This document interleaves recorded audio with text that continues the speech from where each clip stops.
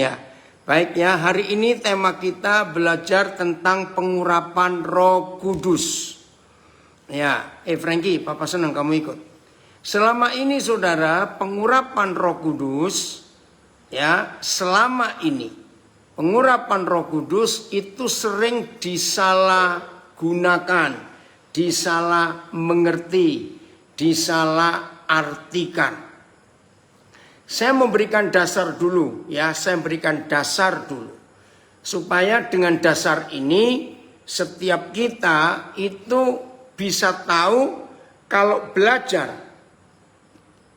firman Tuhan itu nggak salah. Ya, belajarnya begini. Setiap kali kita membaca firman, kita mendengar firman. Oh ya, yang namanya Mirta itu yang dari Belgia tadi ya. Setiap kali kita membaca firman, mendengar orang khotbah, lalu motivasi kita untuk aku itu, untuk aku. Oh, supaya aku diberkati.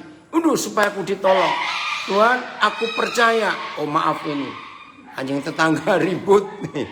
Kalau semua motivasi kita larinya ke aku, dan aku, maka firman Tuhan itu nilainya turun luar biasa, saudara. Saya ulangi lagi.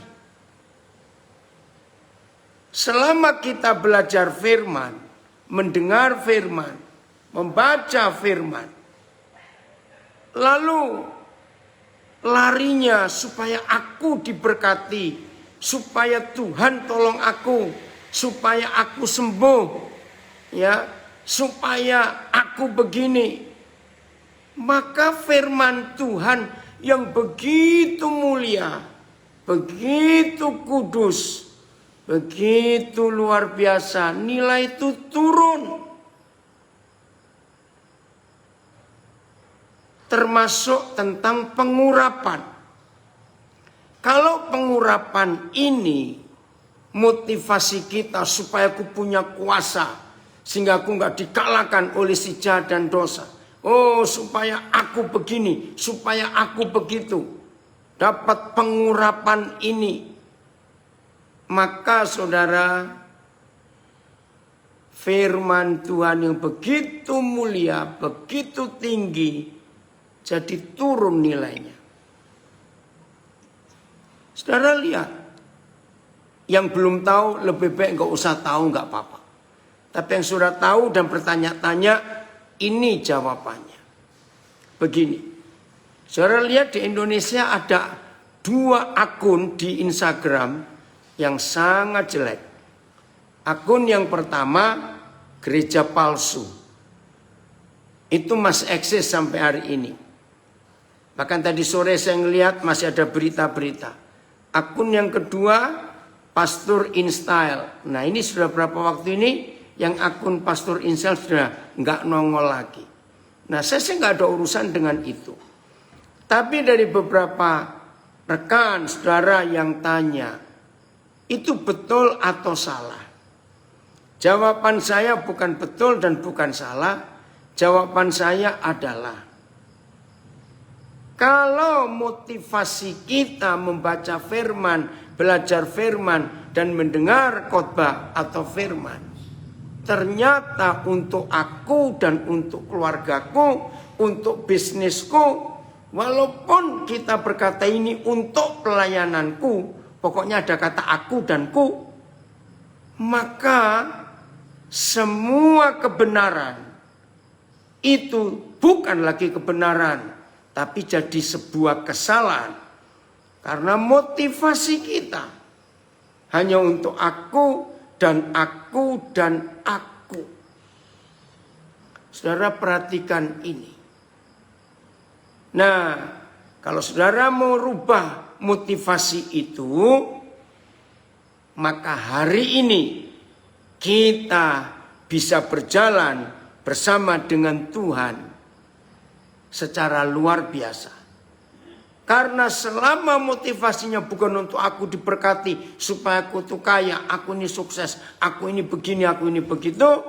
Selama itu masih ada di hidup kita, maka perjalanan kita bersama dengan Tuhan nggak akan pernah nyampe kepada tujuan.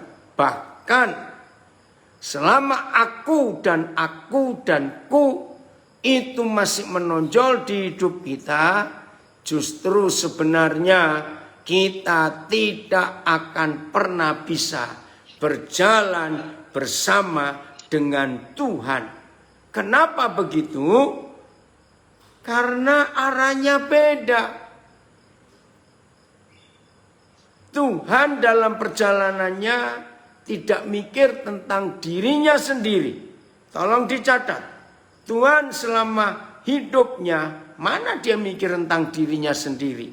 Bahkan Tuhan kita sampai mau mati, menyerahkan nyawanya. Nah, itulah bukti bahwa perjalanan hidupnya selalu mikirkan orang lain. Nggak mikir dirinya sendiri. Maka itu kalau ada di antara kita baca firman, belajar firman, mendengar khotbah firman Tuhan, tapi dengan motivasi, wih aku diberkati ini. Oh terima kasih Tuhan, firman itu luar biasa. Untuk aku. Maka sampai kapanpun juga orang seperti itu tidak akan pernah bisa berjalan bersama dengan Tuhan. Tidak akan pernah bisa. Jadi kita harus tahu motivasinya. Nah, saya harap mulai hari ini setiap saudara yang mau belajar firman Tuhan mulai hari ini catat. Bukan untuk aku. Lalu untuk siapa? Nah, ini pertanyaannya.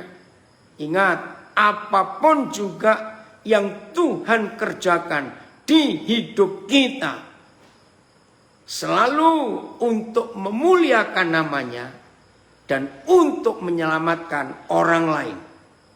Saya ulangi, motivasi ini harus ada dalam kehidupan kita. Apapun yang Tuhan kerjakan di hidup kita, untuk hidup kita, selalu tujuannya supaya nama Tuhan dipermuliakan dan orang lain diselamatkan. Catat itu baik-baik. Maka kalau motivasi itu ada di hidup kita, mulai hari ini dan seterusnya, dan sampai kita jumpa muka dengan Tuhan, artinya kita dipanggil pulang ke surga, berarti, tolong dicatat, berarti saudara dan saya tidak akan salah. Perjalanan kita pasti akan lancar. Tolong dicek untuk Zoom. Yang macet-macet Pak Beliho atau semuanya. Saya berhenti dulu, tolong dicek. Ya, saya tunggu. Ya Pak, macet-macet. Oh macet-macet, Tuhan tolong ini dalam nama Yesus. Kameranya dimatiin aja. Oh ya, coba ya, terima kasih An. Oke, dalam nama Tuhan Yesus kami mau belajar Tuhan. Bagaimana?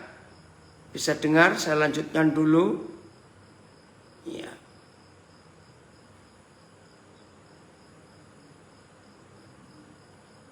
Agak macet. Bagaimana sekarang? Ya, ini ada yang mengingatkan.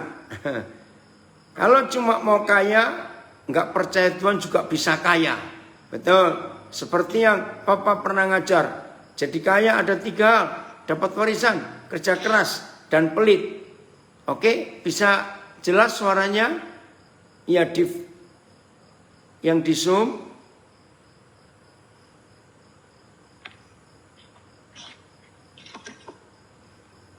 Saya tunggu yang di Zoom bagaimana suaranya? Bisa jelas? Masih macet, Bu. Masih macet. Masih kurang baik dalam nama Tuhan Yesus. Oke, gimana ini ya? Atau keluar dulu, coba. Telepon aja kalau enggak ada. Iya, jaringan di Nabire, Frank, betul. Saya keluar dulu ya. Coba saya keluar dulu dalam nama Yesus. Sebentar. Maaf ya, yang di IG, di Facebook.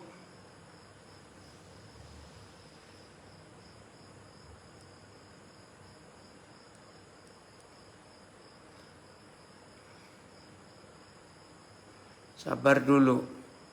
Ya, bersaut-sautan. Oh Tuhan.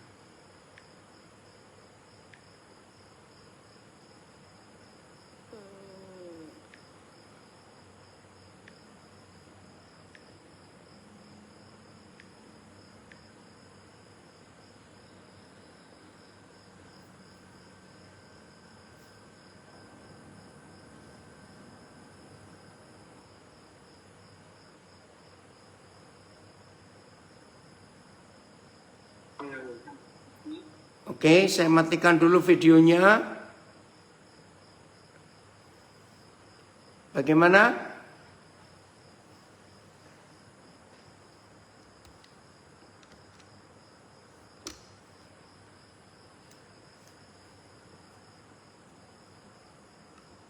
Maaf ya. Tes. Oh, IG agak macet juga. Coba tes suaranya bagaimana? Jelas tapi terputus-putus deh. Oke, saya coba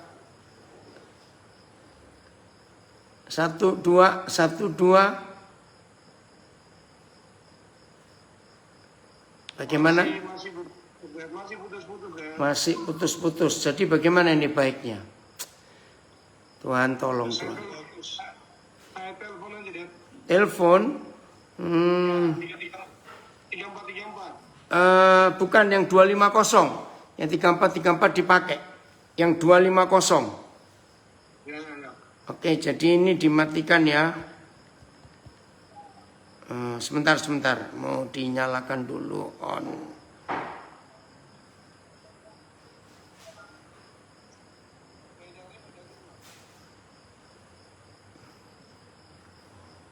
Oh, Lahat dengar bagus. Oh, Brisbane bagus juga. Ya, Facebooknya ya. Ambon juga bagus. Sebentar yang Zoom ini.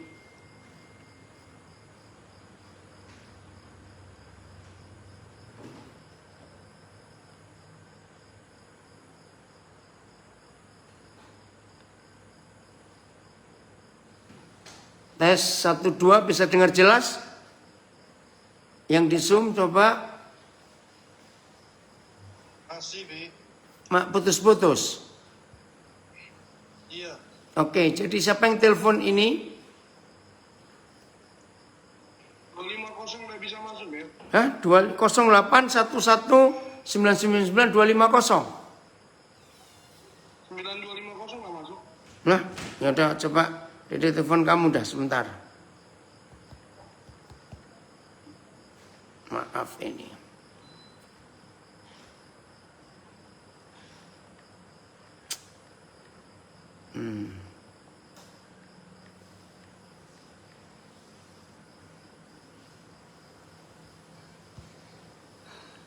Oke, jadi yang telepon ya Brisbane bagus ya. Ya, itu Facebook Rick. Ini yang di Zoom. Oke. Lah, kok putus?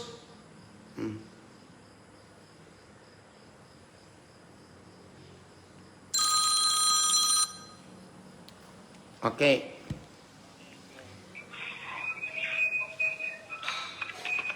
Ini pakai speaker atau enggak enaknya? Lanjut. 1, 2, bisa dengar sekarang yang di Zoom dengan telepon ini? Agak apa? Agak kerendam. Coba enggak pakai speaker. Halo? Kalau begini bagaimana? Halo? Eko. Oh, lumayan ya. Ini dari Belgia bilang lumayan. Coba ini dimatikan. Bagaimana sekarang? Bisa jelas? Oh, sudah jelas. Puji Tuhan. Ya udah, saya pakai telepon ini ya. Oke. Ya, saya lanjutkan. Nah, sama seperti belajar tentang pengurapan ini.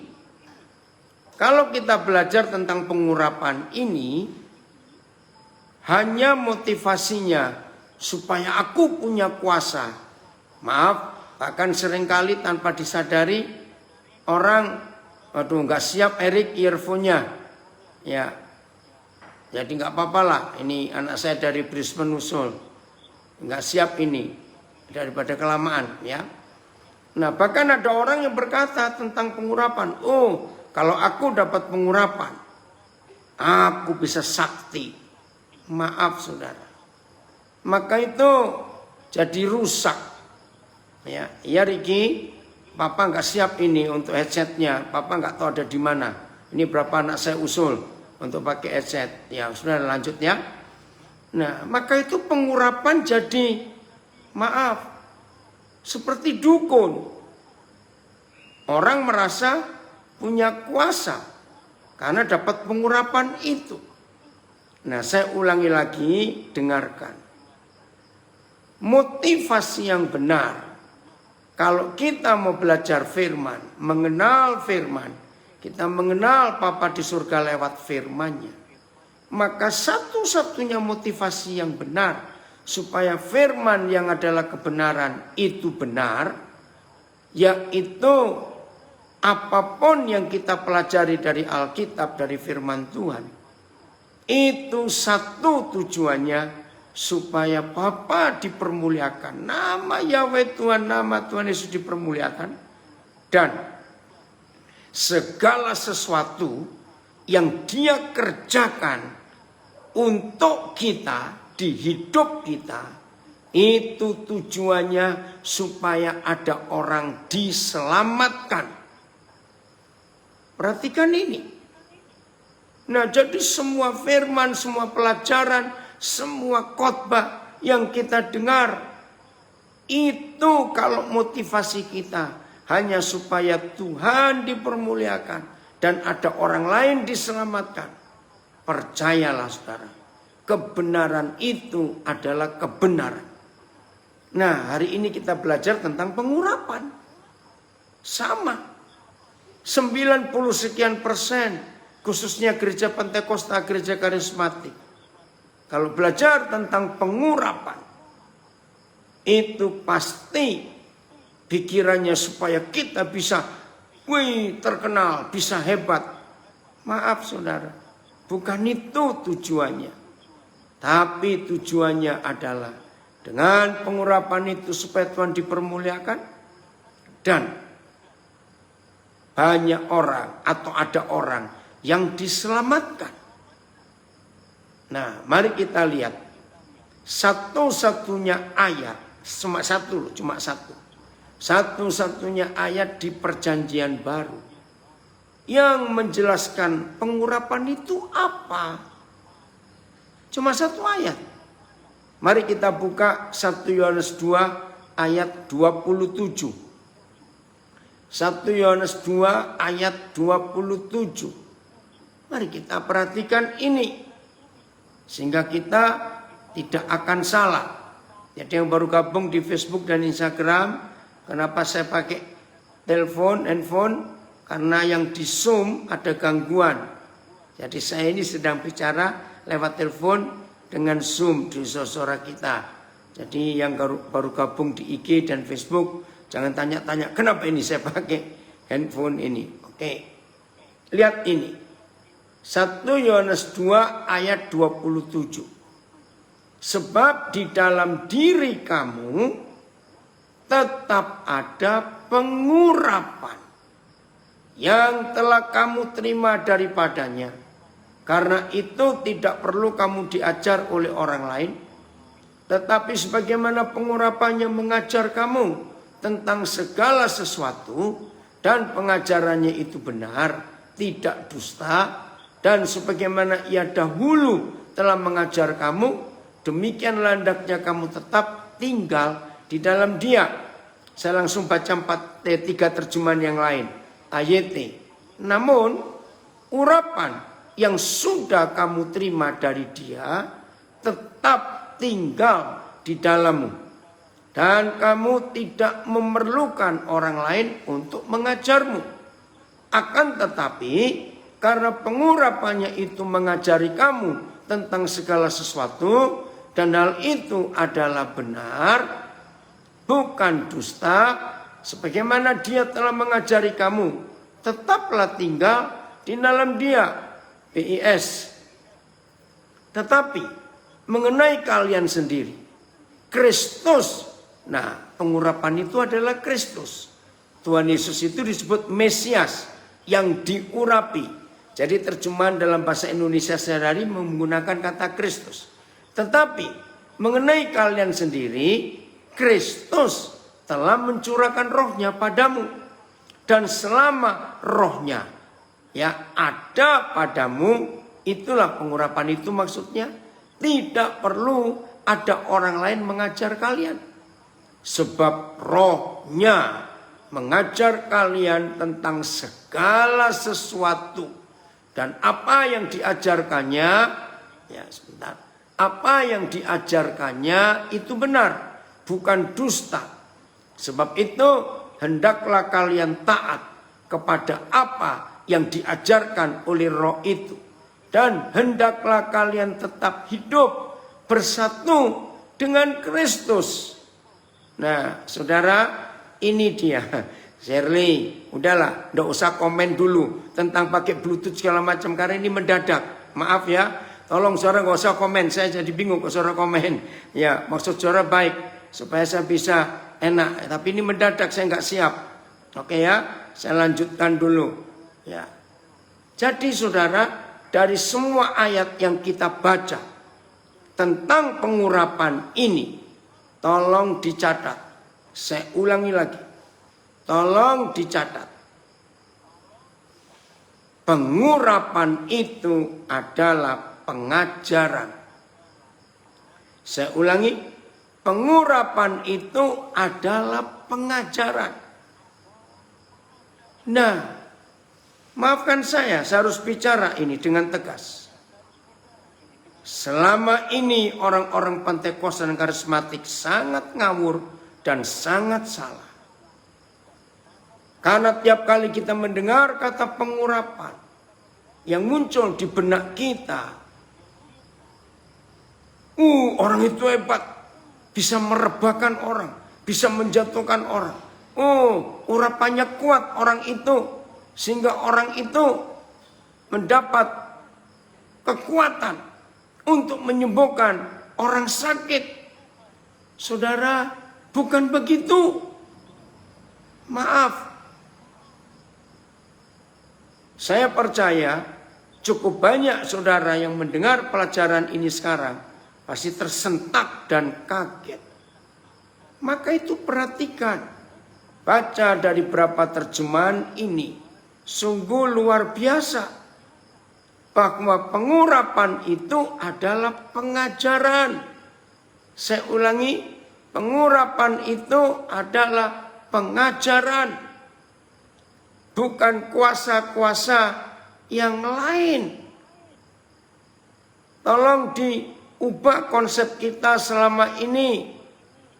Yang menganggap pengurapan itu, kuasanya luar biasa orang itu. Tidak. Pengajaran. Dari semua yang kita baca terjemahnya, pengajaran. Bahkan di ayat yang pendek ini, kita menemukan ada 4 kali kata pengajaran atau mengajar. Coba kita hitung. Saya baca terjemahan baru. Sebab di dalam diri kamu tetap ada pengurapan yang telah kamu terima daripadanya. Karena itu tidak perlu kamu diajar oleh orang lain. Tetapi sebagaimana pengurapannya mengajar kamu 2, tentang segala sesuatu. Dan pengajarannya itu benar. 3, tidak dusta. Dan sebagaimana ia dahulu telah mengajar kamu, demikian hendaknya kamu tetap tinggal di dalam dia. Nah, maaf, yang masih kekeh, yang masih ngotot bahwa pengurapan itu adalah kuasa yang dahsyat untuk merebahkan orang, membuat orang itu geblak atau menjatuhkan orang, membuat mujizat ini. Hari ini saudara berubah konsep itu. Pengurapan itu adalah pengajaran. Dan pengajaran itu firman. Sayang waktu, saya lihat terjemahan yang lain, hitung. Juga sama, pengajaran. Itu dia. Jangan bilang kuasa ini, kuasa itu. Nah, terus ada 2 kata yang penting lagi. Kata tetap. Ya, kata tetap ini penting. Sebab di dalam diri kamu tetap ada pengurapan. Maaf, kalau saudara mau berubah, engkau diberkati. Tapi kalau saudara tidak mau berubah, saudara akan tetap salah selama-lamanya. Dalam hal apa saya berkata, mau berubah atau tidak? Maaf, tidak sedikit hamba-hamba Tuhan Pantekosta karismatik mempunyai konsep pengurapan itu berulang-ulang. Tidak, ini firmannya. Pengurapan itu sekali dan tetap di dalam kita. Nggak perlu berulang-ulang. Maka itu hamba-hamba Tuhan, saya harus bicara ini. Yang masih punya konsep supaya kelihatan sakti, kelihatan hebat. Tidak sedikit gereja-gereja itu membuat iklan begini. Setelah khotbah ada doa pengurapan. Para baca bukan? Puji Tuhan. Dengan datangnya COVID-19 semua itu bubar. Maaf saya berkata ini. Jadi pengurapan itu ya harus ditekankan kepada pengajaran. Bukan kuasa. Ya, bukan apa-apa. Maka itu saya katakan, kita belajar. Bagi yang belum tahu, supaya tahu. Kalau tahu salah, dan kita dengarkan ini. Saudara tenang dulu. Ini luar biasa. Kata tetap yang kedua, sebagai bagian yang terakhir. Dan sebagaimana ia dahulu telah mengajar kamu, demikianlah hendaknya kamu tetap tinggal di dalam dia. Nah, ini konsepnya. Jadi sekali Roh Kudus bekerja dalam hidup kita, maka seterusnya dia bekerja di dalam kita. Asal kita taat. Lagi sekali, asal kita taat. Saudara, saya lahir dari gereja Pantekosta. Tahun 72 saya mengenal karismatik. Dan sampai hari ini saya tetap ada di situ. Maka itu saya berani berkata tentang gereja ini. Karena saya ada di situ. Maka itu kita harus berubah dalam konsep ini. Lalu pengajaran itu berbentuk apa? Mari kita buka. Oh ya, ada yang komen lagi. Ada hamba Tuhan berkata punya pengurapan untuk menghapuskan hutang. Memang. Bahkan ada hamba Tuhan berkata punya pengurapan untuk mengusir setan. Itu bukan pengurapan. Nah, jadi tetap tinggal di dalam dia. Karena pengurapan tetap ada di dalam kita. Lanjut. Kok bisa pengajaran itu mendatangkan kuasa? Pengajaran itu membuat pengurapan itu bekerja dalam hidup kita. Nah, kita tahu semua pengajaran adalah firman Tuhan. Kita mau ngajar dengan dasar apa? Kalau bukan karena firman Tuhan. Maka itu Roh Kudus juga sebagai guru yang hebat bisa mengajar kita tentang segala sesuatu. Mari kita lihat Yohanes 17 ayat 8. Ya. Yohanes 17 ayat 8. Saya harap saudara tidak banyak bertanya dulu, ikuti dulu sampai selesai. Karena kalau saudara banyak bertanya, saudara akan bingung sendiri. Ya, dengarkan sampai selesai pengajaran ini supaya kita tidak salah. Ya. Yohanes 17 ayat 8. Ini bukti pengurapan itu yang dialami oleh Tuhan Yesus. Saya sampaikan lagi. Yohanes 17 ayat 8 adalah bukti ini adalah pengurapan itu yang dialami oleh Tuhan Yesus. Maka itu Tuhan Yesus punya kuasa, punya otoritas. Nah, otoritasnya bukan dalam kuasa pengurapan yang seringkali kita dengar.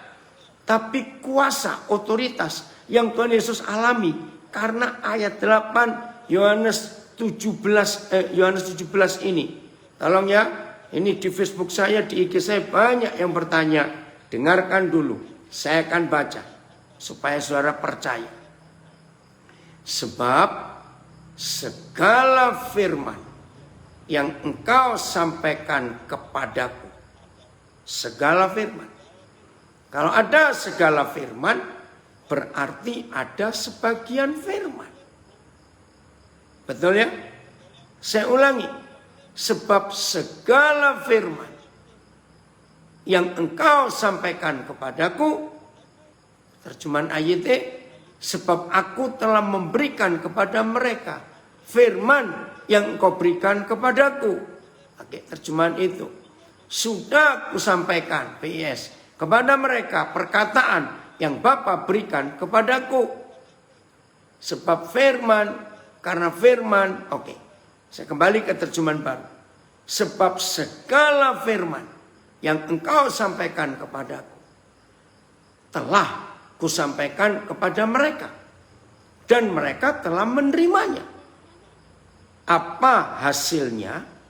Kalau dunia mendengar segala firman yang disampaikan oleh Tuhan Yesus dan dunia menerima segala firman itu, saudara perhatikan, ini dahsyat sekali. Mereka tahu benar-benar. Wih, ini luar biasa. Ya, maafkan Edo, memang sinyal di Nabire ini. Coba ulangi lagi. Ya, dalam nama Yesus. Apa yang terjadi ketika dunia menerima segala firman yang disampaikan oleh Tuhan Yesus? Ini dampaknya. Dunia tahu benar-benar. Saudara nggak main-main. Dunia tahu benar-benar bahwa Yesus datang dari Bapa di surga. Dan nggak cuma itu. Setelah dunia tahu bahwa firman, segala firman yang disampaikan oleh Tuhan Yesus yang didapat dari Bapa, maka dunia benar-benar tahu Tuhan Yesus datang dari siapa. Dan mereka percaya. Dunia percaya bahwa engkaulah, bahwa Bapalah yang telah mengutus aku. Nah, baru dari sini saudara ada manifestasi dari firman yang adalah pengajaran, dan pengajaran itu adalah urapan. Saya harap mengerti. Terima kasih. Bagus, ada tambahan dari Markus 1 ayat 22. Baik, saya akan baca ya. Tambahannya ini. Mereka takjub mendengar pengajarannya. Maka dengan Markus ini saya akan ganti. Mereka takjub mendengar pengurapannya. Sama toh? Karena pengurapan itu pengajaran. Nah, di Markus 1:22 mereka takjub mendengar pengajaran Yesus, sebab Yesus mengajar mereka sebagai orang yang berkuasa, tidak seperti ahli-ahli Taurat. Terima kasih. untuk penambahan ayat ini. Ya, sehingga orang Israel waktu itu, di Magelang nggak ada suaranya, coba dicek. Maka orang-orang yang mendengar waktu itu, mereka takjub, mereka heran. Sebab Tuhan Yesus mengajar dengan penuh kuasa karena pengurapannya itu. Jadi saudara, menurut Yohanes 17 ayat 8, kita tahu pengurapannya itu adalah firman. Maka itu pengajaran. Sehingga dunia ini percaya, tahu benar-benar, dan mereka percaya. Maaf, saya harus ngomong. Apa lawan segala firman? Ya, sebagian firman. Apa itu sebagian firman? Maaf, saya jawab, itulah doktrin. Loh, kok doktrin sebagian firman? Maaf. Firman yang utuh, firman yang lengkap, itu menyatukan, memulihkan, dan menyelamatkan. Tapi sebagian firman yang saya sebut doktrin, itu memecah belah. Karena setiap doktrin gereja, pasti pemegang doktrin itu berkata, kami yang paling benar, kamu yang salah. Maka itu doktrin itu memecah belah. Karena saling menganggap kami yang benar, kamu yang salah. Akhirnya tidak terjadi pemulihan, tidak terjadi keselamatan, tapi mulai kacau. Saya harus ngomong, coba saudara perhatikan. Akibat kebenaran, itu menurut kitab Yeremia, kitab Yesaya. Akibat kebenaran itu damai sejahtera. Sebab di mana ada kebenaran, disitulah tumbuh damai sejahtera. Tapi akibat daripada doktrin bukan damai sejahtera, tapi permusuhan dan perpecahan. Aduh, menyedihkan sekali. Nah, dengarkan kalimat saya ini. Begitu doktrin disampaikan, maka orang yang menerima doktrin itu pasti akan mengeluarkan pertanyaan ini. Saya harus ngomong ini, saudara. Pertanyaan apa? Kalau begitu, saya gabung ke gereja mana? Katolik, Baptis, Protestan, Advent, Betel, Pentakosta? Betul tidak? Begitu orang mendengar doktrin, pasti langsung bertanya, kami masuk gereja mana? Maka itu Yohanes 17 ayat 8 tadi luar biasa. Maka mereka tahu benar-benar aku datang dari Bapa. Coba kembali ke Yohanes 17 ayat 8. Ini loh saudara, akibat pengurapan itu sedahsyat ini. Oh luar biasa. Itu pengurapan. Yaitu pengajaran. Adaan Yohanes 17 ayat 8.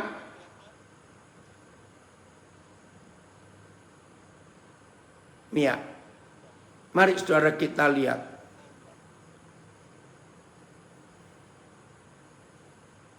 Jadi kalau kebenaran itu datang saudara. Oh hidup ini sejahtera. Hidup ini dipersatukan.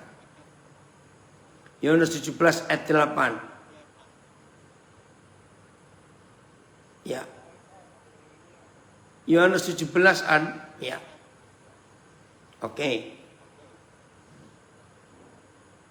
Yohanes 17 ayat 8.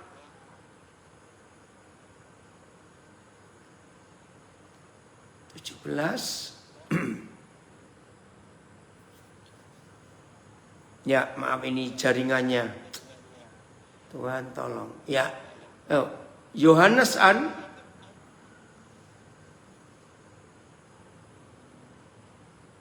Maaf. Ya. Sebab segala firman yang engkau sampaikan kepadaku telah kusampaikan kepada mereka. Jadi apa hasilnya ketika gereja, ketika saudara dan saya sebagai gereja Tuhan menyampaikan segala firman yang kita terima dari Bapa? Artinya kita tidak membagi-bagi firman, kita nggak memecah-mecah firman, kita nggak memilah-milah firman. Segala firman yang didapat dari Bapa disampaikan, mereka telah menerimanya. Begitu dunia menerimanya, mereka tahu benar-benar bahwa aku datang daripadamu, Bapa. Wih, ini luar biasa. Dan mereka percaya. Bukankah ini tujuan Tuhan? Mereka percaya bahwa engkaulah Bapa di surga yang telah mengutus Yesus. Ini luar biasa, saudara. Jadi untuk hidup ini mengerti pengurapan, maka tidak ada lain pengajaran harus kita terima secara mutlak, secara lengkap, secara utuh, yaitu firman. Pengajaran ini. Nah, kembali ke 1 Yohanes 2 ayat 27. Sampai hari ini cukup banyak perdebatan yang belum selesai dengan 1 Yohanes 2 ayat 27. Saya akan coba menguraikan per kalimat. Ya.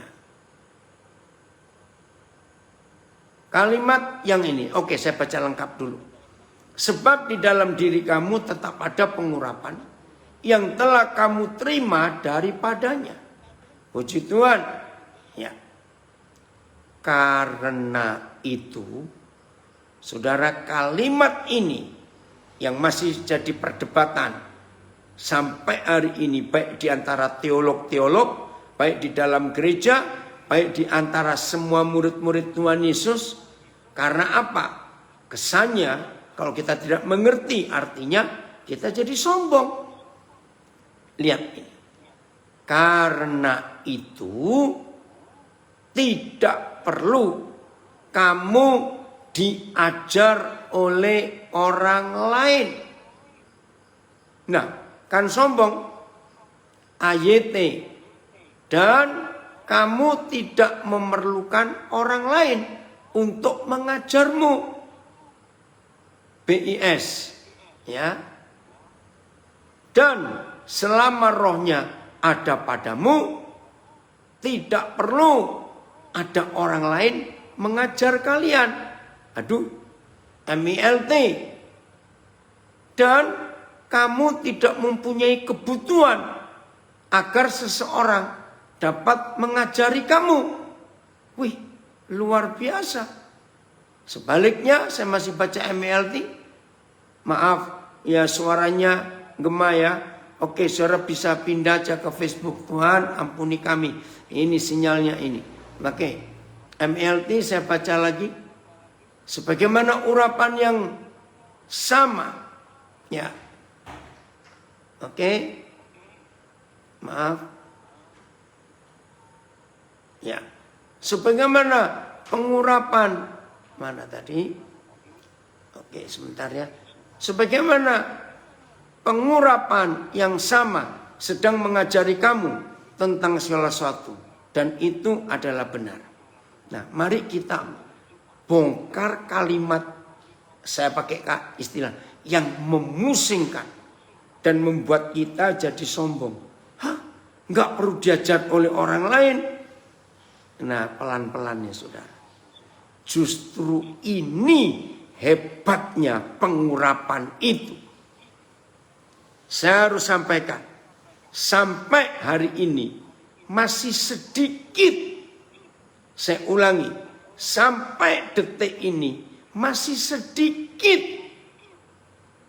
hamba-hamba Tuhan, gereja Tuhan, murid-murid Tuhan Yesus yang mengerti dampak dahsyatnya pengurapan itu. Saya harus ngomong, saudara. Mengapa di dalam pengurapan itu ada kedahsyatan sedahsyat ini, tapi tidak dimengerti oleh banyak gereja? Karena, dengar jawaban saya, karena setan menyelewengkan hamba-hamba Tuhan, hanya mengejar pengurapan supaya sakti. Wih, kalau mendoakan orang langsung geblak, jatuh, roboh. Oh, dengan mengibaskan jasnya saja orang pada jatuh. Hanya meniup lewat mikrofon orang pada jatuh. Maaf.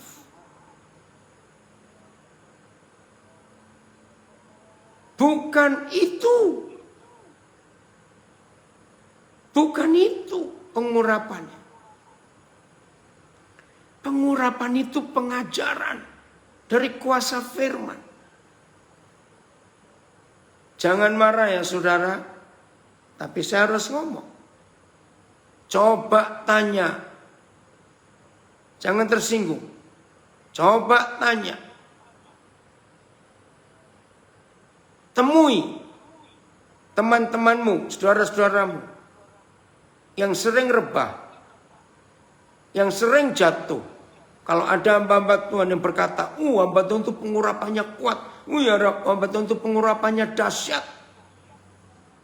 Coba tanya, mereka yang sering jatuh, sering rebah, dengan pelayanan hamba Tuhan seperti itu, hidupnya ada perubahan tidak? Maaf ya, jangan tersinggung. Hidupnya ada perubahan atau tidak? Ini masalahnya. Untuk apa? Kalau berkali-kali jatuh atau sering-sering rebah, yang pelit tetap pelit, yang egois tetap egois, nggak ada perubahan dalam hidupnya. Padahal pengurapan itu merubah hidup orang secara drastis. Ingat Saulus yang begitu sadis bencinya kepada Tuhan Yesus dengan murid-muridnya. Tapi lihat ketika pengurapan itu datang di hidup Saulus, yaitu pengajaran firman, Saulus berubah jadi Paulus. Saudara masih ingat Petrus si pengecut? Maaf saya berkata. Dan si penyangkal. Begitu penuh dengan Roh Kudus, penuh dengan pengurapan itu. Catat Kisah Rasul pasal 2. Sekali-kalinya dia berkhotbah. Sekali loh. Waktu itu ya, pertama kali dia berkhotbah, 3.000 orang bertobat. Dari pengecut, dari penyangkal. Maka itu gereja-gereja yang masih main-main dengan pengurapan, hanya dengan menjatuhkan orang, membuat orang bisa gemetar, menangis, rebah, kejang-kejang, maaf. Harus berubah. Bukan itu pengurapan. Tapi penuh dengan firman. Ini ada yang komen di Facebook. Saya mengerti sekarang. Jadi pengurapan adalah orang yang penuh dengan firman dan rajin baca firman dan dekat dengan firman. Tambahkan lagi, otomatis dia cinta firman. Pasti orang yang penuh pengurapan, hidupnya dikuasai firman. Cara dia berpikir, cara dia memandang sesuatu, cara dia mendengar sesuatu, cara dia menganalisa sesuatu, cara dia memutuskan sesuatu, cara dia menentukan sesuatu. Wih, semua dikuasai, diatur, dikontrol oleh firman. Masih ingat Yohanes 1? Pada mulanya adalah firman. Ayat 1. Lalu ayat 3 Yohanes 1. Tanpa firman tidak ada sesuatu dari segala sesuatu yang telah jadi bisa jadi. Firman, saudara. Jadi terima kasih. Ada komen lagi. Benar. Hanya kuasa firman yang bisa mengubahkan hati dan pikiran. Betul. Hanya kuasa firman. Maka itu jangan sibuk dengan membuat orang rebah, membuat orang kejang-kejang, maaf, gemetaran, menangis, maaf, bukan itu. Nah, sekarang kita akan cek, kita akan cari. Lalu apa artinya? Kalau pengurapan itu tetap ada di hidup saudara dan pengurapan itu tetap ada di hidup saya, berarti semua kita tidak perlu diajar oleh orang lain. Jangan terjemahkan, wih sombong sekali. Tidak. Bukan itu maksudnya. Maksudnya adalah begini.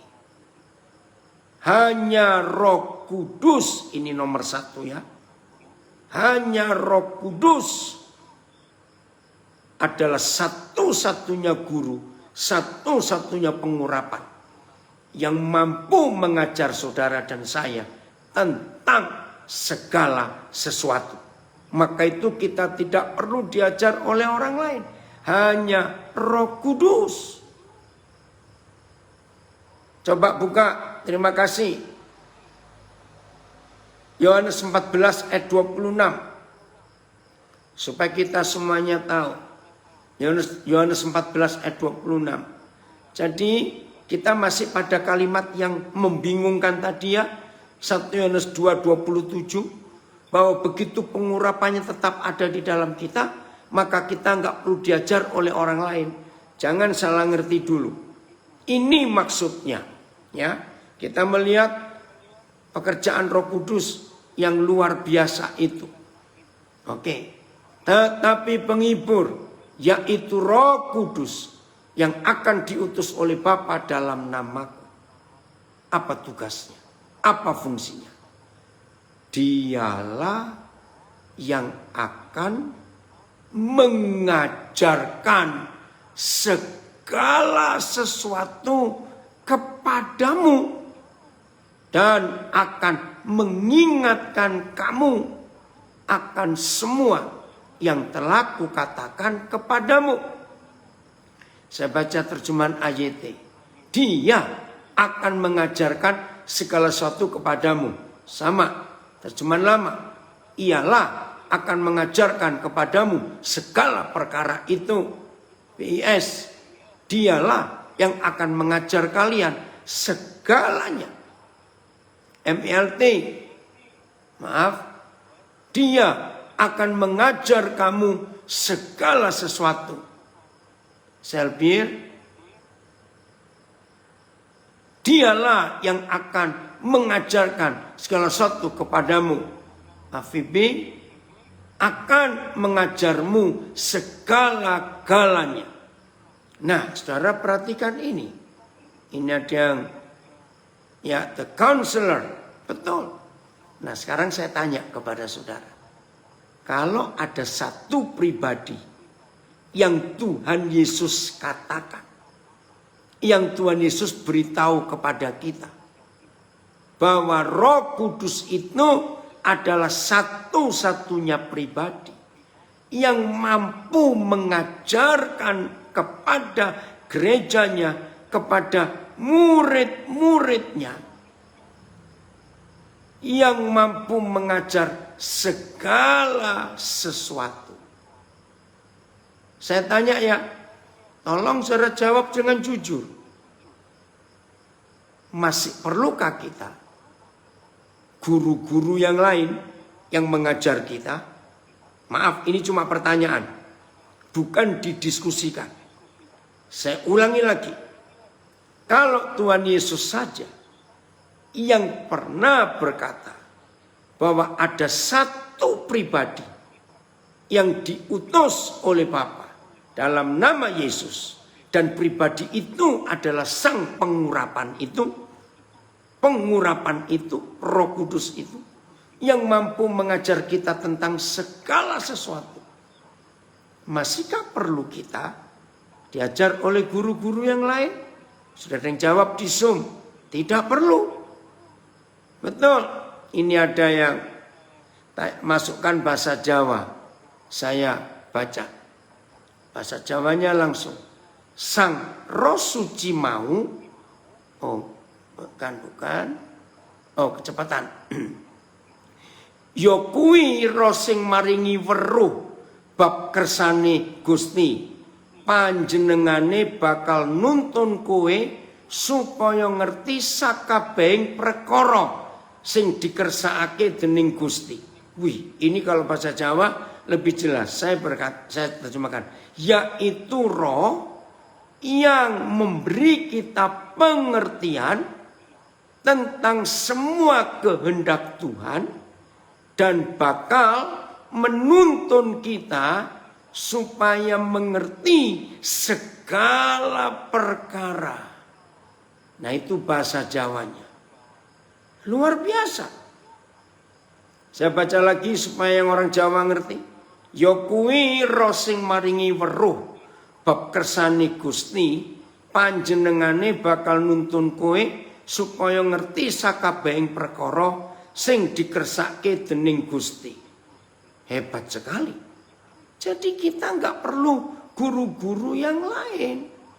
Karena satu pribadi, yaitu Sang Pengurapan ini yang akan mengajar kita. Bukti kedua. Nah, kalau Roh Kudus itu bisa mengajar kita tentang segala perkara, semua hal. Berarti Roh Kudus tidak hanya ngerti hal-hal rohani, Alkitab, tidak. Roh Kudus itu ngerti semua dan semua. Termasuk ilmu pengetahuan, termasuk apa saja. Tolong ya, jadi pengurapan mulai hari ini menyadarkan kita. Bukan cuma buat orang merinding, buat orang rebah, buat orang jatuh, maaf.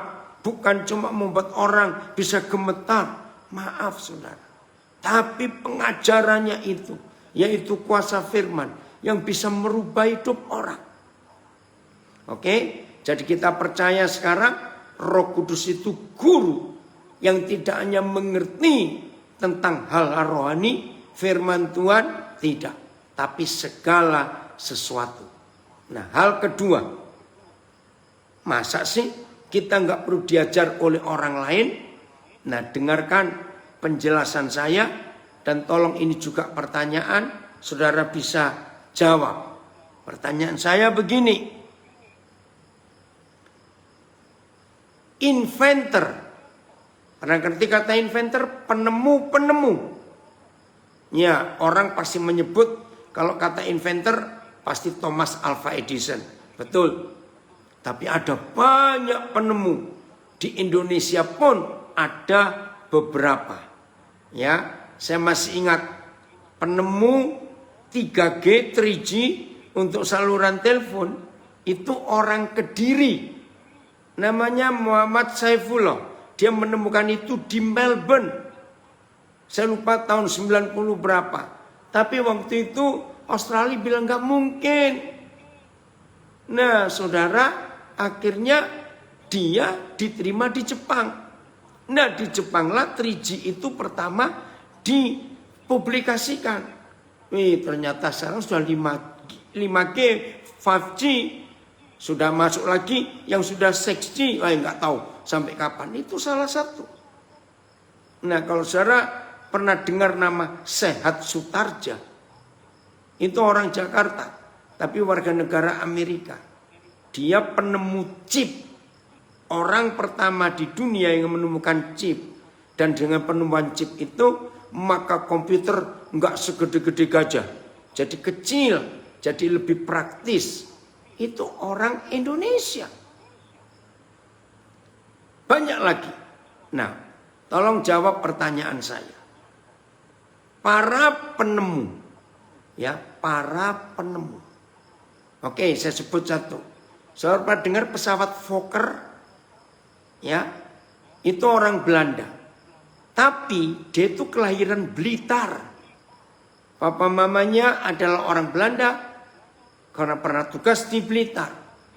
Nah, ternyata Fokker ini penemu pesawat Fokker itu. Kelahiran Blitar. Ya, walaupun dia orang Belanda. Nah, saya tanya, tolong jawab. Para penemu itu kuliah dulu, sekolah dulu, baru menemukan sesuatu, atau mereka menemukan dulu sesuatu itu baru jadi sebuah ilmu? Tolong jawab. Menemukan dulu. Betul. Mana yang di IG, yang di Facebook? Ayo, para penemu inventor itu menemukan dulu sesuatu, baru mereka belajar. Maaf, atau mereka belajar dulu, baru menemukan sesuatu. Baru satu orang yang jawab. Mana yang lain?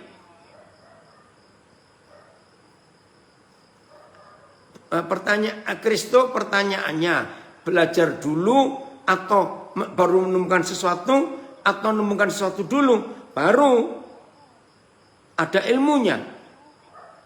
Ya, menemukan dulu. Nah, begini. Betul, menemukan dulu sesuatu. Hebat sekali.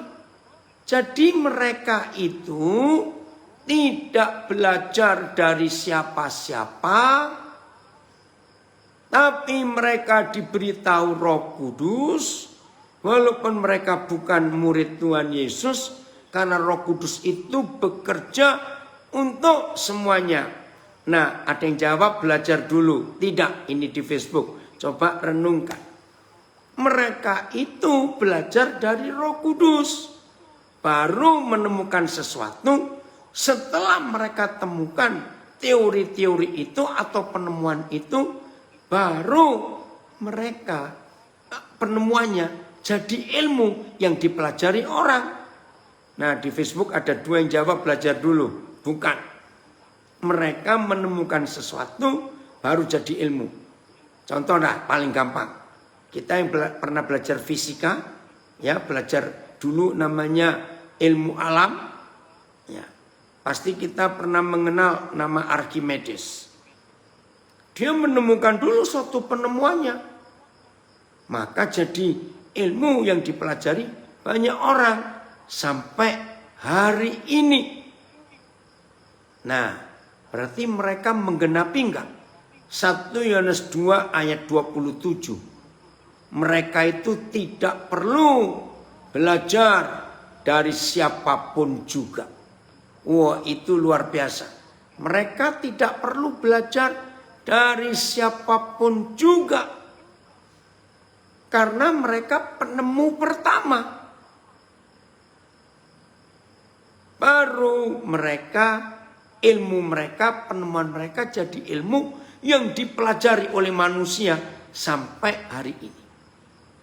Maka 1 Yohanes 2:27 terbukti dengan dua hal.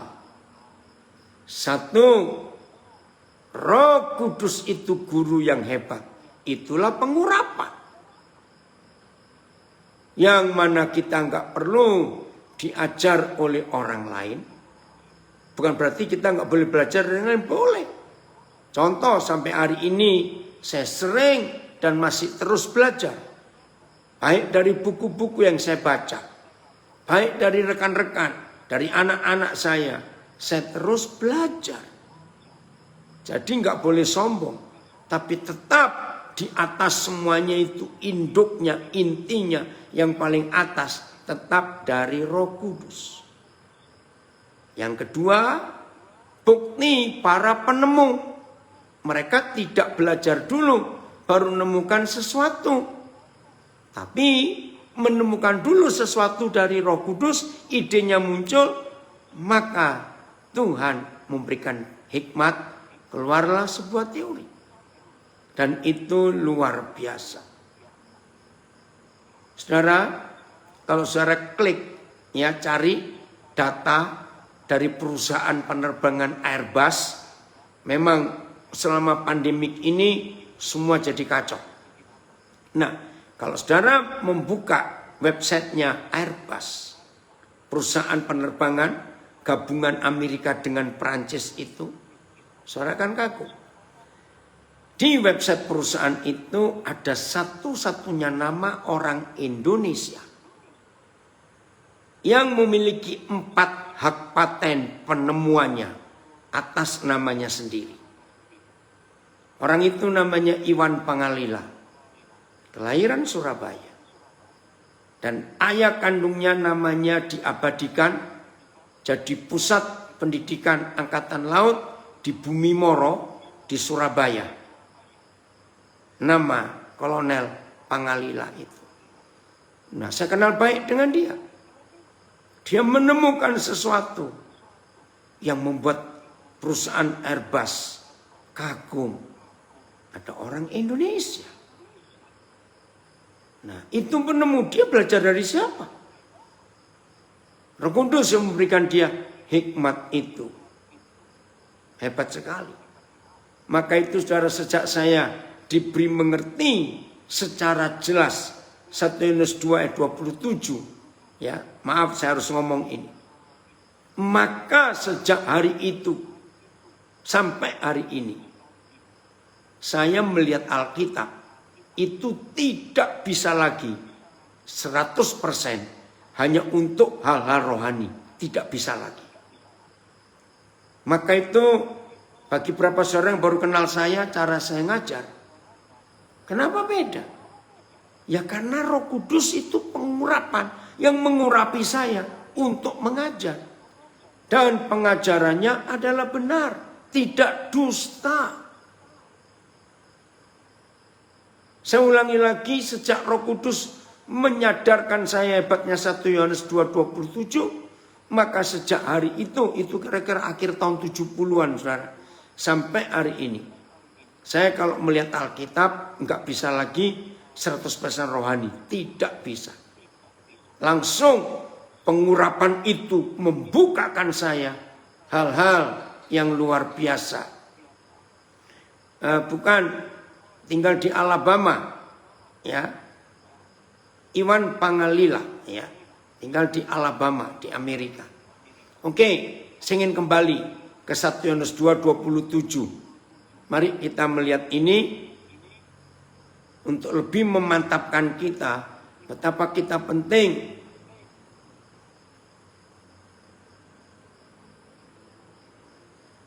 Tuhan tolong, ini Zoom-nya masih ada gangguan ini. Dalam nama Yesus. Sabar dulu ya.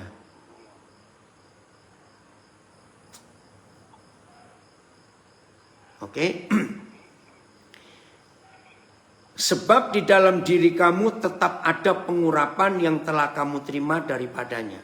Jadi tolong dicatat, pengurapan sekali untuk selama-lamanya, enggak bolak-balik. Maaf. Karena itu tidak perlu kamu diajar oleh orang lain. Sudah kita bahas. Tetapi sebagaimana pengurapannya mengajar kamu tentang segala sesuatu. Jelas ya? Saya ulangi. Tetapi sebagaimana pengurapannya mengajar saudara dan saya, mengajar apa? Tentang segala sesuatu. Ya sudah. Berarti nggak cuma masalah rohani saja. Maka itu mulai hari ini kalau saudara terima pengurapan yang sama dari Roh Kudus yang satu, maka saudara mulai hari ini melihat Alkitab. Itu nggak cuma untuk hal rohani saja. Tidak. Saya ulangi. Tetapi sebagaimana pengurapannya mengajar kamu tentang segala sesuatu. Pengurapan itu mengajar. Dan pengajaran itu firman. Dan karena firman itu maka kuasa bekerja. Orang sembuh. Orang mati bangkit. Nah itu baru. Jadi bukan kuasa tanpa pengajaran. Bahaya sekali. Ya. Dan pengajarannya itu benar. Tidak dusta. Maka itu saudara, bergurulah pada Roh Kudus. Enggak ada dusta. Yang ada hanya kebenaran. Terus dan sebagaimana ia dahulu mengajar kamu. Saya suka kalimat ini. Ngerti nggak maksudnya? Kalau Tuhan berkata, sebagaimana dahulu pengurapan itu telah, bukan akan. Sebagaimana dahulu pengurapan itu telah mengajar kamu. Demikianlah hendaknya Papa minta saudara dan saya tetap tinggal di dalam pengurapan itu. Saya suka penulisan ayat 27 1 Yohanes 2. Begini, saudara perhatikan. Kalimat pertama, sebab di dalam diri kamu tetap ada pengurapan. Kalimat terakhir, hendaknya kamu tetap tinggal di dalam pengurapan. Seru nggak melihat ayat ini? Diawali, tetap pengurapannya tetap ada di dalam diri kita. Dan ditutup dengan kita tetap tinggal di dalam pengurapan itu. Wah, luar biasa. Betul, Senta. Roh Kudus itu guru dari semua ilmu apapun. Sungguh. Maka itu kalau Senta lihat Papa sering ngajar. Maaf, Senta pun sering dengar. Berapa pengajar. Kenapa beda? Saudara, karena Roh Kudus itu saya beri kesempatan sebebas-bebasnya untuk mengajari saya hal-hal yang saya belum tahu. Bagian terakhir, tolong supaya yang bertanya dari awal mulai belajar tadi, saya harap tidak keluar dan tetap ada. Begini saudara, ini dahsyat sekali. Kalau Roh Kudus itu bekerja dan pekerjaannya mengajarkan kita tentang segala sesuatu, maka hanya ada satu motivasi. Orang belajar itu hanya punya satu prinsip. Tolong dicatat. Orang belajar itu hanya punya satu prinsip. Apa itu? Tidak mau belajar yang sudah diketahui di tahun-tahun yang lalu. Contoh, kalau saudara sudah sarjana S1 lulus, mungkin nggak saudara pengen belajar pelajaran SMP, pelajaran SMA? Mungkin ada 1-2 orang hanya ingin ngingat ngulang. Aku masih ingat ya pelajaran itu. Tapi kan nggak penting. Betul? Nah, kegagalan gereja terhadap pengurapan karena gereja tidak mau diajar hal-hal yang baru oleh pengurapan itu. Maka itu ketika ada hal yang baru, apalagi nggak cocok dengan doktrinnya, langsung stempelnya sesat. Betul tidak? Dan itu terjadi. Maka itu gereja-gereja itu tidak mengalami pembaruan karena tidak mau belajar. Oke. Saya mau baca. Oh, sebentar. Jackie, maafkan, Dedi harus pakai speaker. Bisa ya? Karena akan membaca satu tulisan yang luar biasa. Yang tadi siang saya dapat. Ya. Dari anak kami yang Dr. Hari Nenobais. Wih, kaget sekali saya waktu dia baca. Baca tulisan ini. Aduh, ada di maaf, ada di Facebook saya yang ini. Sayang. Sebentar. Tulisan tentang bahwa ada digital agility. Artinya manusia itu ngikutin terus perubahan-perubahan yang ada. Lalu saya beri komen, satu-satunya yang nggak mau berubah adalah agama. Ya, itu dia. Maka itu hidup ini jadi rugi kalau tidak mau mengalami perubahan dalam hidup. Oh sayang, Ada di Facebook saya yang satu. Oke, nggak apa-apa saya lanjutkan. Ya betul, Tinus. Wah, luar biasa. Ya. Oke, jadi saudara, ayo hari-hari ini kita mengikuti bagaimana perubahan-perubahan yang Roh Kudus itu kerjakan. Satu-satunya yang nggak bisa berubah hanya agama. Maka itu kalau gereja-gereja Tuhan tidak mau mengikuti pola Roh Kudus, yaitu pola pengurapan, maka gereja itu akan tergilas dengan kemajuan zaman yang seperti ini. Dan terbukti selama pandemik, saudara, yang tergilas habis adalah agama.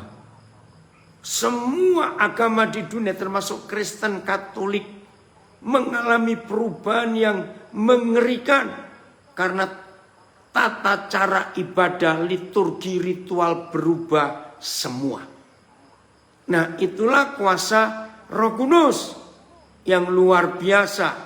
Ya, sehingga Roh Kudus itu akan bergerak dengan caranya. Ingat, Roh Kudus yang adalah sang pengurapan itu sendiri adalah inovator agung. Tahu kata inovator? Yang terus mengalami pembaruan, dibarui. Saya baca komen di Facebook, firman tentang pengurapan Roh Kudus hari ini baru saya jelas. Jarang ada gembala menjelaskan. 1 Yohanes 2:27, Roh Kudus guru yang hebat, mengajarkan segala sesuatu tentang banyak hal, enggak banyak hal, semua hal. Dan pengurapan itu adalah kebenaran untuk memuliakan Tuhan dan menyelamatkan banyak orang. Sungguh firman ini panjang dan dalam, tapi Roh Kudus menolong kita sehingga kita mengerti firman ini dan kebenarannya ada di dalam kita. Terima kasih Pak Pendeta. Oke. Oh ini terima kasih Yohana. Digital agility. Wah hebat kamu. Saya akan baca ya. Nah terus komen Papa tadi ada enggak ya? Terima kasih. Saya akan baca ya. Ini tulisan bagus. Ya. Digital agility. Saya baca. Salah satu karakter yang sangat perlu dimiliki oleh seseorang atau organisasi di era digital ini adalah agility atau kelincahan. Di era digital sekarang ini persaingannya bukan lagi antara yang besar melawan yang kecil, tetapi yang lincah atau cepat melawan yang lambat atau kaku. Dan yang pasti yang lincah atau yang cepatlah yang akan memenangkan persaingan dan mampu beradaptasi secara cepat.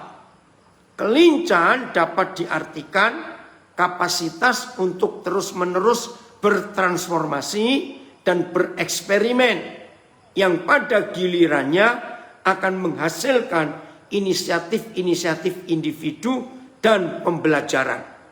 Kelincahan juga dapat berarti bahwa pengembangan teknologi digital harus fleksibel dan responsif menjawab kebutuhan kecepatan mencapai pasar. Karena itu kita perlu terus belajar mengembangkan kapasitas dalam diri kita. Kita tidak boleh banyak berdiam diri dan menunggu saja, tetapi harus selalu berinisiatif dan aktif. Kita juga perlu membebaskan diri dari organisasi kita, dari aturan-aturan atau tradisi yang usang, yang selama ini mengikat kita secara ketat, sehingga membuat kita menjadi lamban dan kaku, sehingga akhirnya kita selalu menjadi bagian terbelakang dan mati ditelan kemajuan teknologi digital yang sangat cepat dan masif terjadi saat ini. Salam perubahan, Dr. Hari Nenobais. Nah, ini bukti bahwa hari ini pun saya harus belajar dari anak saya ini. Maka itu tadi siang waktu saya baca tulisannya, wih, saya tersentak. Aduh sayang, saya nggak bisa baca komen saya bahwa agama satu-satunya lembaga atau institusi yang akan tergilas habis di era digital agility ini. Karena agama nggak bisa berubah. Itulah dogma dan itulah doktrin. Ada komen, Iwan, digital agility sangat setuju. Sama persis cara kerjanya dengan Roh Kudus. Haleluya, betul sekali. Ya, saya nggak tahu ini anak saya hari ini nubes ikut atau tidak, rupanya enggak ini. Jadi ini ya saudara, hebatnya pengurapan yang selama ini gereja salah gunakan. Kalau hari ini saudara dan saya mengikuti perkembangan dipimpin oleh Roh Kudus, hidup ini tidak membosankan.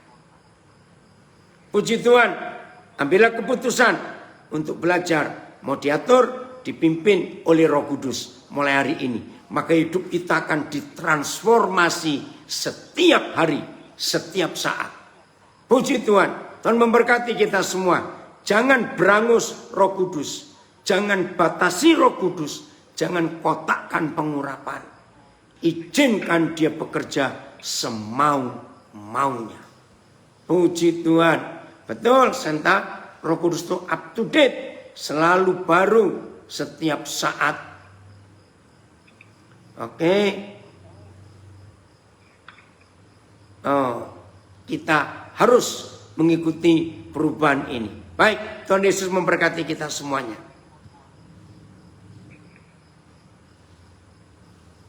Ya, saya kembalikan. Coba ya dimatikan ya. Coba, mudah-mudahan nyambung lagi.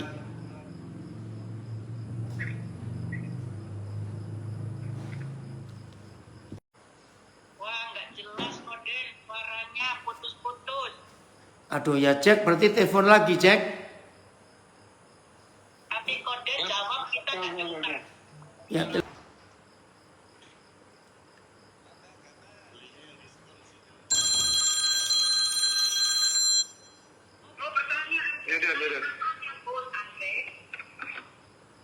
Ya, bisa dengar.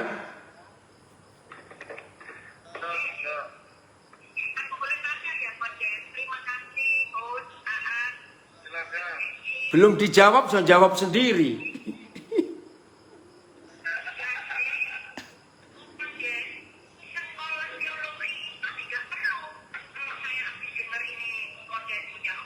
Memang tidak perlu.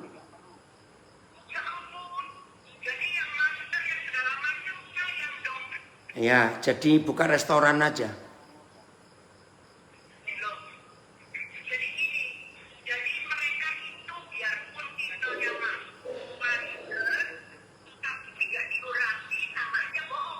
Iya.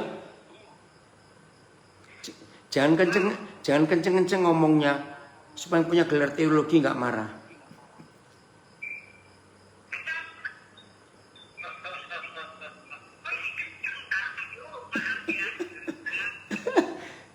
Udah. Yang lain silakan mau sharing tentang firman hari ini. Andre lagi mikir, ayo Andre, maju. Karena kita lo orang Surabaya. Pengurapan Dia orang Kediri, Agatha. Andre itu orang Kediri, bukan Surabaya.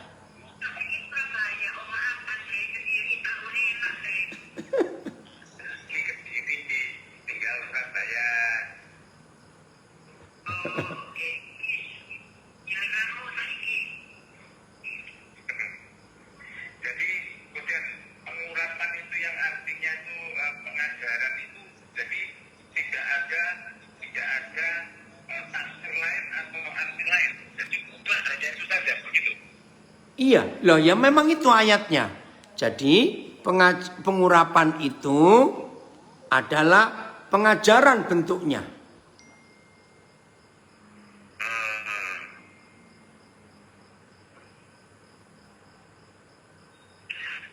Jadi gini Koden, kalau ya, terutama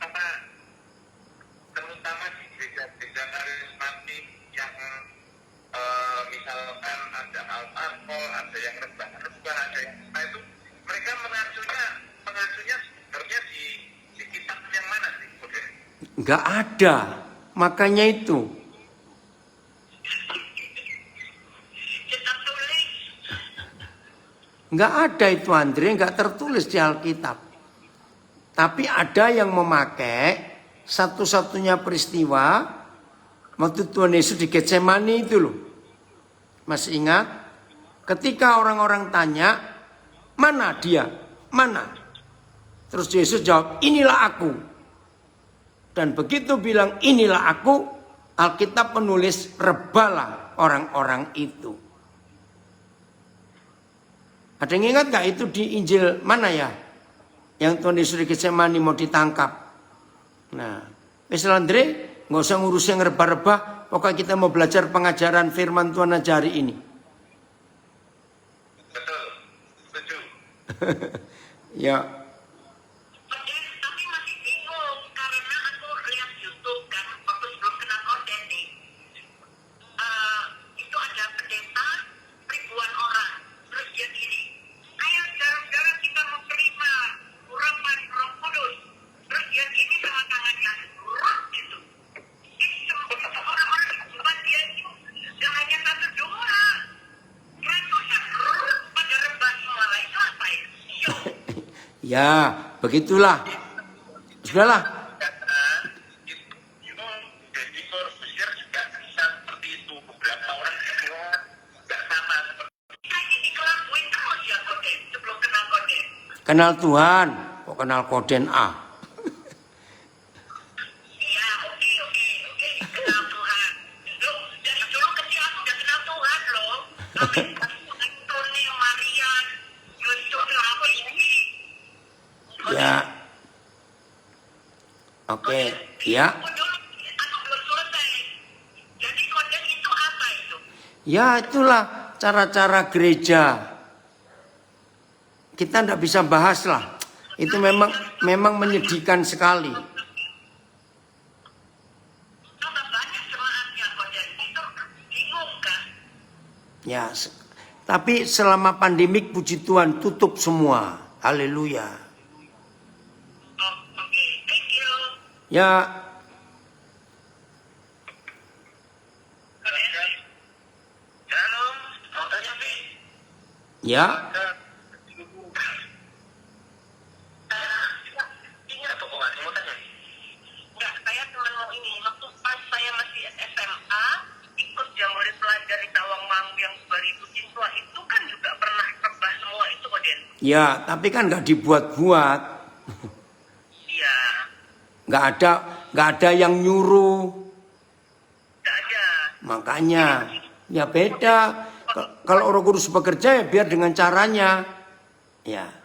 Oh, Tapi nggak pakai tiup mic, ya nggak pakai kibaskan baju, nggak pakai. seperti di kisah para rasul bersama Roh Kudus. ya waktu itu tuh cuma yang saya ingat tuh Koden cuma di mimbar itu nyanyi lagu yang Bapak kasihmu lembutan hatiku itu diulang-ulang aja. Ya makanya nggak ada yang disuruh. Ya, oke. Iya. Nah, Iya. itu Betty Mirta dari Belgia bilang ikut Jamboree juga di Tawangmangu. Coba tanya tahun berapa itu. Maaf ya, yang di IG dan Facebook suaranya nggak jelas karena saya pakai telepon. Jadi yang suara Zoom, aduh ini Zoom-nya keluar ini cek. Sabar dulu. Oh masuk lagi. Ya, Suman tenang ya, ikuti terus. Ya, udah nyambung lagi Zoom-nya. Sudah nyambung lagi Zoom-nya. Saya SMA. Tahun berapa? Tahun bentar ya, waktu itu masih itu ikut 2 kali. Iya, kira-kira begitulah. Saya kenal Koden juga dari sana. Jadi pas yang kejadian itu ada ya, yang Koden nyanyi lagu Bapak Lembutan Hatiku itu. Saya lupa, tapi pada waktu itu memang pesertanya tuh, aduh banyak sekali itu seluruh Indonesia. Iya, saya ikut itu. Iya. Itu pengalaman yang luar biasa buat saya karena benar-benar saya ngalamin nggak bisa diungkapin dengan kata-kata gimana apa? Kayaknya saya juga begitu loh. Saya juga rebah kalau nggak salah Buden. Iya. Ya tapi kan nggak disuruh itu loh. Yang penting itu nggak disuruh, nggak ditiup, nggak diapa-apakan. Jadi yang saya ingat waktu itu kan saya ikutin doa. Terus kami doa di satu kotek gitu, di satu villa.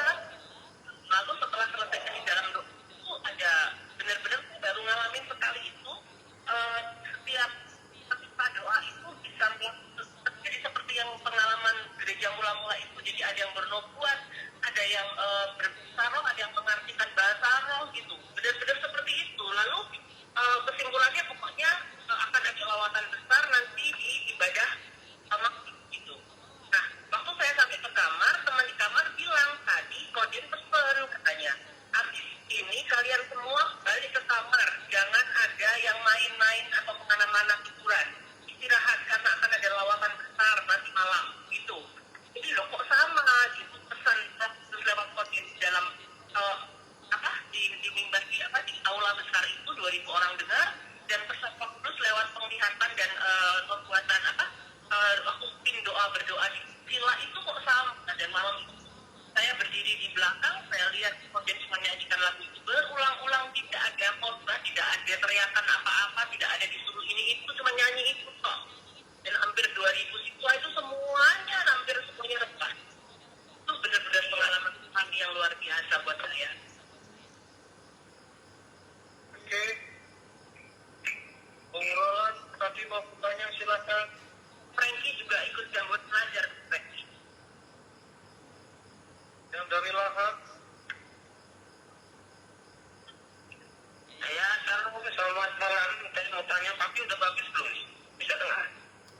Bisa dengar. Nah, ini kita mau tanya nih, kan tadi dari ayat 1 itu 1 Yohanes 2 itu bahwa Roh Kudus yang mengajar kita dan tidak perlu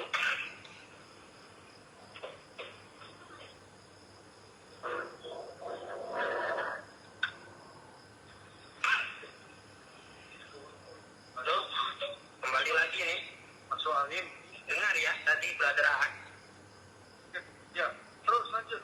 Batu tadi. Kira masuk angin dan pohon. Dari pohon. Halo. Lanjut. Ya, jadi kita tidak perlu diajar hanya Roh Kudus gitu. Tapi sekarang implementasinya buat amanat agung Amanat agung kan bilang kepada kita semua, pergilah, jadikanlah semua bangsa muridku dan ajarlah mereka. Nah, bagaimana itu kalau sudah memang Roh Kudus yang ngajar, sedangkan ada amanat agung, jadi untuk mensinkronkan kedua ayat itu bagaimana menurut Papi? Tuhan Yesus berkati. Yang penting buang doktrin yang lama dulu, baru bisa ngerti yang baru. Dengerin dulu. Beritakan Injil kepada segala bangsa. Itu orang-orang yang belum tahu Tuhan Yesus, belum tahu Roh Kudus. Kita diutus untuk memberitahu mereka. Ada Tuhan Yesus, ada Roh Kudus. Nah, Tuhan Yesus kan mengajar kita segala firman. Maka kita pun harus pergi, karena itu perintah untuk memberitakan segala firman.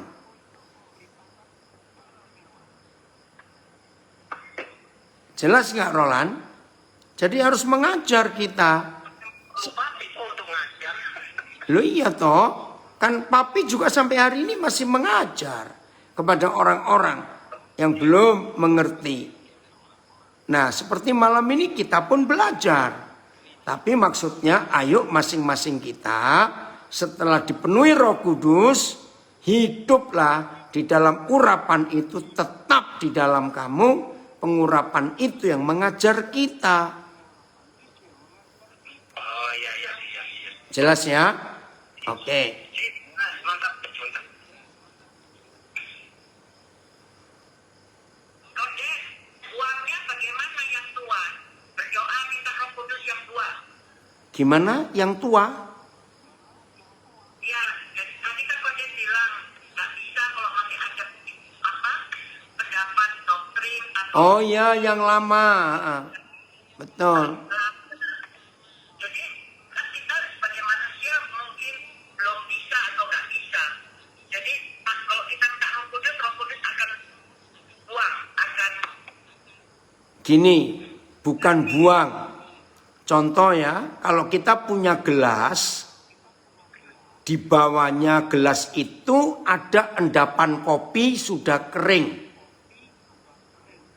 Nah, caranya buka keran air supaya mengucur airnya, terus sampai kotoran endapan kopi keluar semua, diisi air yang baru.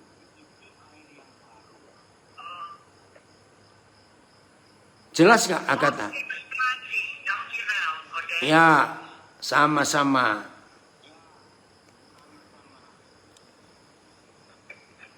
baik. Yang lain ada lagi, silakan. Pak Michael.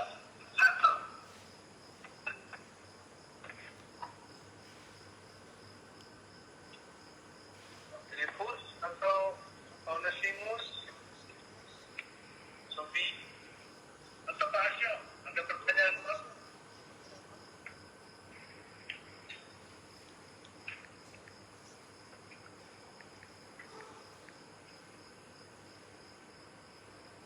Ada yang lain? Christopher, would you like one?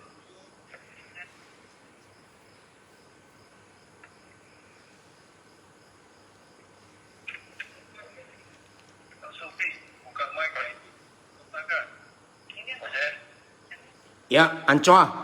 Nah, gini, ada kan ada pernyataan gitu kalau mereka sedang membicara, maksudnya gereja-gereja sedang membicara. Yang mereka tanyakan itu dia itu ada bergereja nggak, denominasinya apa? Gitu. Jadi kalau dia nggak punya denominasi, nah itu nggak diundang. Bagaimana itu pendapatnya? Kemudian, karena kan tadi kalau bicara tentang pengurapan itu kan dari Roh Kudus ya, jadi bukan dari sebuah institusi ataupun denominasi kode. Ya, Karena kalau dibilang kalau dia tidak punya institusi gereja atau dia tidak punya denominasi, makanya pengajarannya itu bisa sesat, liar. Sobi, Koden sudah lebih 30 tahun nggak diakui oleh gereja-gereja, tapi tetap ngajar, tetap pelayanan sampai hari ini. Jadi nggak usah takut. Iya, makanya kalau saya sih bilang begini, kalau saya bilang begini ya, kalau saya sih bilang begini. Ini 2 hari ini saya dapat pengertian gitu. Sebenarnya orang Kristen itu bukan kurang pengajaran, cuma satu aja, kurang yang namanya apa, keteladanan daripada orang-orang yang ajar. Orang bisa ngajar tapi belum tentu bisa kasih teladan. Jadi itu mungkin yang perlu belajar lagi. Ya. Itu aja sih. Iya. Apa yang saya sampaikan. Ya. Terima kasih. Sama-sama. Terima kasih. Sama-sama. Aduh, keluar lagi Zoom-nya. Oh, masuk lagi. Silakan yang lain.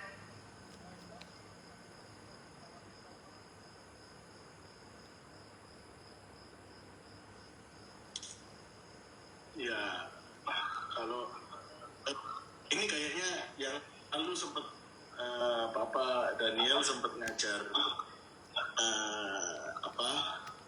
tentang ayat ini dan saya bergairah tersentuh hari itu. Bentar. Ya, terima kasih untuk pengajarannya karena benar kalau sekarang ini perlu pengurapan. Nah, sempat saya bagikan ini ke teman-teman yang lain, lalu mereka bilang, kan nggak semua orang bisa ngajar gitu. Tapi ya nggak tahu ya, kalau bagi saya kok adalah tanggung jawab kita untuk paling minimal mengajar anak-anak generasi sesudah kita gitu.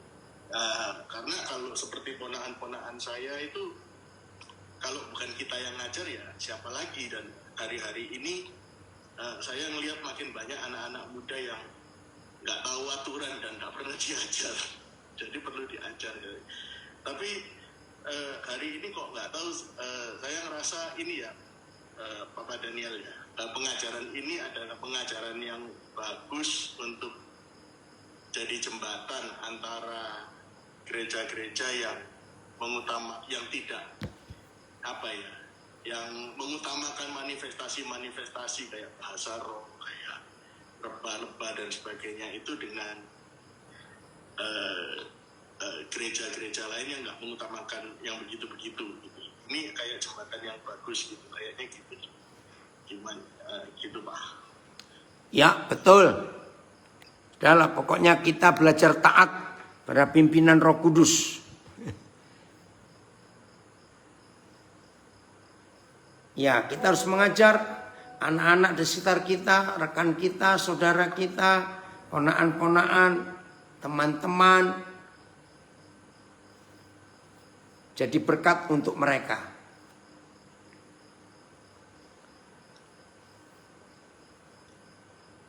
Baik, ada lagi yang lain? Silakan. Ya, kalau buat saya malam hari ini lebih terbuka lagi tentang pengajaran. Dibilang ini, kalau belum bisa bahasa roh, dibilang belum ada urapan. Ternyata pengurapan itu tidak hanya berbahasa roh, tapi tentang pengajaran yang lainnya itu tentang bagaimana kita ini mengaplikasikan firman sebenarnya. Dan banyak orang-orang yang merasa bahwa kalau tidak bahasa roh berarti belum rohani gitu. Ternyata itu salah. Salah besar. Terima kasih sekali dengan pengajaran malam hari ini. Iya. Oleh kemurahan Tuhan saya boleh dapat pencerahan baru dan pengurapan. Nah, pengurapan itu adalah pengajaran gitu. Bukan hanya bahasa roh, kan selama ini yaitu pemahaman yang diterapkan atau diberikan kepada kita ini harus bahasa roh, itu baru terbukti pengurapan. Ternyata itu salah. Terima kasih Pak Daniel. Sama-sama. Untuk firman-Nya. Iya. Citor, amakan nih. Ayo kamu balik Nabire cepat Citor. Ini anak saya di Instagram nongol. Ya. Oke, yang lain ayo. Tidak ada? Yuk, kalau nggak ada kita tutup. Ya, di Nabire sudah 10:30. Besok pagi kita belajar lagi ya. 9:04 WIB. Ya. Pak Sobi bisa tutup dalam doa Pak? Ada pertanyaan di chat. Oh, apa itu? Dari Armando Rigan. Iya. Apakah Roh Kudus bisa mengajar kita tentang sesuatu? Ya. Saya ulangi, apakah Roh Kudus bisa mengajar kita tentang sesuatu yang tidak kita tahu? Terus contoh orang yang nggak baca Alkitab. Ya. Roh Kudus justru mengajar kita tentang sesuatu yang kita belum tahu. Untuk apa kita belajar yang kita sudah tahu? Nah, itulah agama, itulah doktrin. Maka itu gereja yang saya katakan tadi, agama itu ketinggalan terus. Karena tidak mau diperbarui. Nah, kalau orang nggak bisa baca Alkitab, Roh Kudus punya cara untuk menemui orang itu. Ya. Ini nggak ngerti Armando, pertanyaannya nggak bisa baca Alkitab atau tidak mau baca Alkitab. Oke, jadi nanti kita japri. Oke An, lanjut. Kristo kenapa megangin kepala? Silakan Pak Sofi. Kita tutup dalam doa Pak. Ya. Jangan lupa Buka mic-nya, Pak. besok pagi ya jam 9:04 WIB ya kita belajar. Baik Koden. Baik, kita bersama-sama berdoa untuk mengakhiri ibadah malam ini. Kita datang kepada Tuhan, kami mengucap syukur. Engkau berkata 2-3 orang berkumpul di dalam namamu, Engkau hadir. Dan ketika Engkau hadir, Engkau memberikan pengetahuan-pengetahuan dan pengajaran-pengajaran yang memperlengkapi kami orang-orang kudus-Mu ya Tuhan. Dan malam ini kami mengucap syukur buat Koden yang mengajar kami. Sesungguhnya kami tidak perlu diajar oleh orang-orang yang ada di sekitar kami, tapi Roh Kudus yang ada di dalam kehidupan kami itu mengajarin kami. Amin. Dan malam ini kami terima pengajaran-Mu ini, biar ini boleh menjadi rema bagi kami.